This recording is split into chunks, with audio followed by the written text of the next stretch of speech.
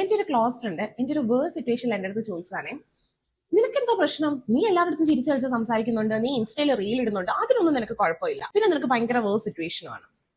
അന്ന് ഞാൻ അതിന് മറുപടി ഒന്നും പറഞ്ഞില്ല.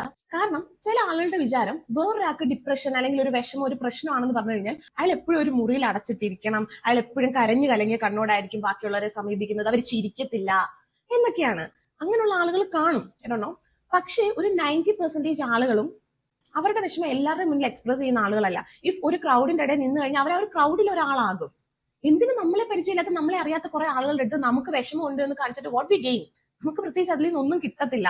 പിന്നെ വേറൊരാളോട് നമ്മൾ നമ്മുടെ കാര്യങ്ങൾ ഷെയർ ചെയ്യാത്തത് ചിലപ്പോൾ ഈഗോ ആയിട്ട് പറയും. നോ, അത് ഈഗോ അല്ല, it's kind of self respect. What if നമ്മൾ ആ ഷെയർ ചെയ്യുന്ന പേഴ്സൺ ഒരു റോങ് പേഴ്സൺ ആണെന്നുണ്ടെങ്കിൽ ലൈഫ് മുഴുവൻ റിഗ്രറ്റ് ചെയ്യാൻ അത് മാത്രം മതി.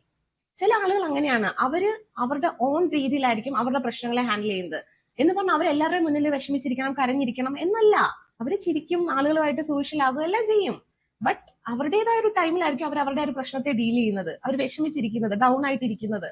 അതുപോലെ തന്നെ ആ ഒരു ക്വസ്റ്റ്യനിൽ നിന്ന് ഞാൻ പഠിച്ചൊരു കാര്യമാണ്, നമ്മുടെ എത്ര ക്ലോസ് ആയിട്ടുള്ള പേഴ്സൺ ആണെന്ന് പറഞ്ഞാലും ചില ആളുകൾക്ക് നമ്മൾ റിക്കവർ ആകണം എന്നല്ല ആഗ്രഹം, നമ്മൾ ആ ഒരു വിഷമിച്ച് സങ്കടപ്പെട്ടിരിക്കണം, അതൊക്കെ കാണാനാണ് ചിലർക്ക് ആഗ്രഹം.